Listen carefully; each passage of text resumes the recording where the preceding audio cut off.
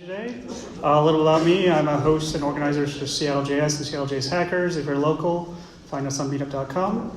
First, I'd like to welcome Ishan Anand to the stage, and he'll be speaking about what you didn't know about AMP.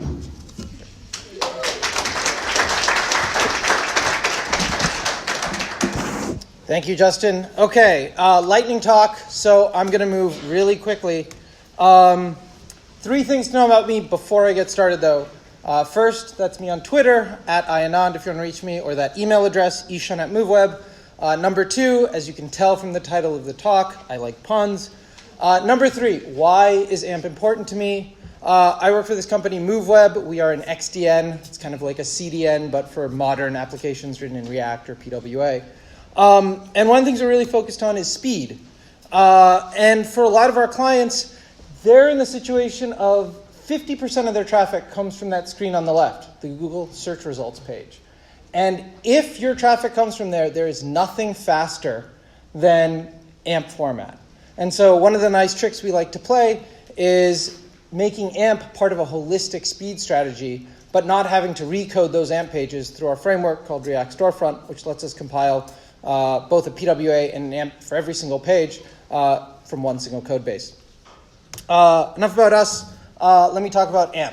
AMP is, I am going to propose, the web's most widely misunderstood framework. In fact, I'm not going to spend too much time explaining what AMP is, because it's a lightning talk, but I know that if you know what it is, you probably have polarized feelings about it. Here, for example, is one survey where a lot of people felt it's breaking the web. And there was a really famous AMP letter signed by a lot of luminaries in the web development world that were telling Google, we don't like how you're handling AMP.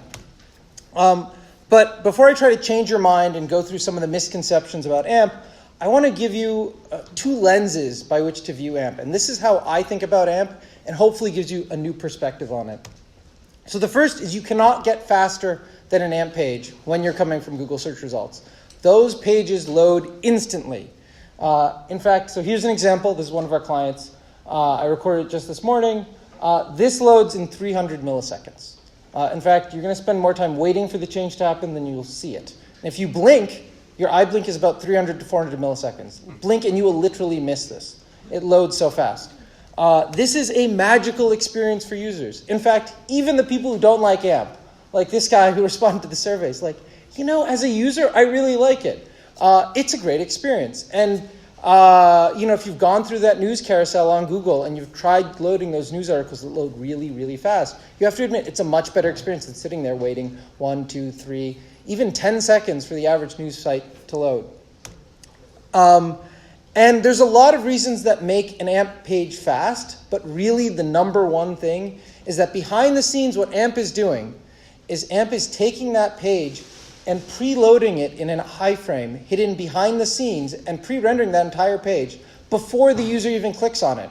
And they actually do that for any of the pages that are in the viewport before that link actually is clicked on by the user. They're simultaneously loading and unloading versions of that page pre-rendered before the user clicks on them. So when they click on it, it just is shown instantly. Gets rid of the network traffic, gets rid of the rendering slowdown.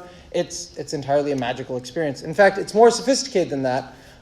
Instead of preloading the entire page, what it's actually doing is it only preloads the part above the fold, so it can do it as efficiently as possible. So there's a lot of complexity in what's called the AMP viewer, and I highly encourage checking out this talk from AMPConf 2017 to learn more. Unfortunately, you will find a lot of misinformation or misunderstanding about this on the web. There's no shortage of articles where people say, hey, AMP is slower than my site. And in some sense, they're not wrong. What they're doing is they're taking the AMP version of their site, loading in, say, Lighthouse, and then they're taking the non-AMP version of their site and loading it in Lighthouse, and they're comparing the performance. And they'll say, hey, actually, I can make a non-AMP version that's just as fast, or I can make an AMP version that's about the same, or non-AMP version that's about the same as the AMP page. And the problem is they're measuring the first load speed. But the natural habitat of an AMP page is from the Google search results page. It's that pre-rendering that makes it really fast. AMP doesn't exist usually as a first load experience. It's entirely a browsing experience. And this is actually kind of a perspective that I feel is a little endemic to our industry in web development. We have a lot of tools for measuring first load speed, whether it's Lighthouse or PageSpeed Insights, But there's very few tools, really save one, web page test, that can measure browsing speed. And that's the kind of speed that AMP delivers. And unfortunately, there are very few tools about that. And this is an article I contributed to the Next Web. You can Google that title, and you can find it online and read more about that. Lens number 2.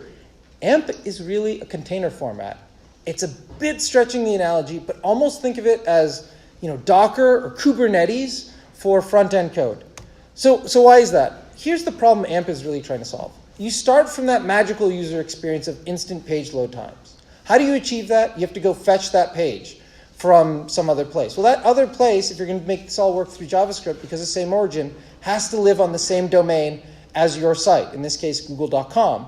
So you're basically, if you want to pre-render third-party content and you want to serve it from google.com domain, that's a big security nightmare because this could be JavaScript code or HTML or CSS code from anywhere. How do you know it's not snarfing on cookies, reading your search results, knowing what you're searching for? So the problem that AMP is really solving is how do you take third-party content, that's HTML and CSS and even a little JavaScript, and maintain security, performance, and privacy when you have really no control over what that content's going to do. That's what AMP solves. It's actually a container format. So that's why you find things like AMP for email coming out. It's not some conspiracy to put AMP into all the things. It's the fact that we've been talking about dynamic emails for maybe 2 decades or more. But how do you solve this security conundrum of anybody in the world can send you email, right? It's the worst third-party content if you look at your spam, right? And how do you then let it run securely in your inbox and know it's not going to steal private information out of your inbox or bring down the performance and responsiveness of that email client? This problem sound familiar? Yes, it's exactly the same problem that Google tried to solve on their search results page with AMP. So that's why we have AMP for email.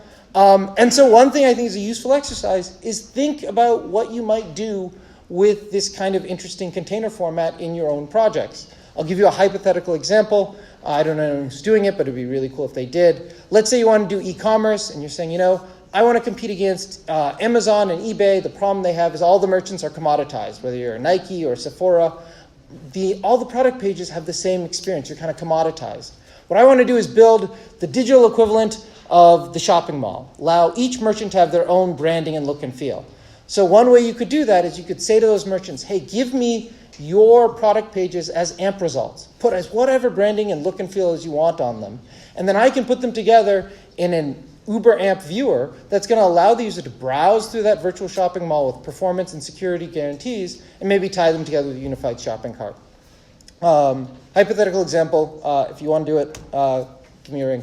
Okay, this is a lightning round in a lightning talk, so it's going to be super fast. I'm going to close with popular myths about AMP. First, AMP is proprietary and owned by Google. This used to be true, that Google governed AMP. Now AMP is governed by an open governance model that includes folks from Twitter, from Microsoft, and many other companies. And in fact, it even includes some of those people who signed that AMP letter saying we don't like the direction AMP is going in. So they're really open to other input.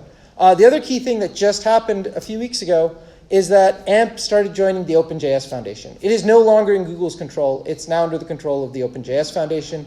Those are the same people who manage Node.js, Webpack, Grunt, and a lot of other front-end developer tools. AMP is only useful on google.com. This is also false. So here's an example, Bing search result that uses AMP. So basically between the top 2 search engines, they're both using AMP. Twitter's also using it, Yahoo Japan, Baidu is using it. Maybe one day, DuckDuckGo, we'll see. AMP doesn't allow JavaScript. Users don't typically care about this, but we as developers do. Don't like having our hands tied behind our back.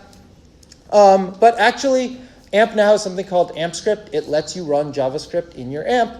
There are some caveats and restrictions. It's not kind of the normal JavaScript you're used to in order to maintain the security and privacy guarantees of the AMP format. But it is JavaScript that you can use to control the DOM. AMP is only for news sites.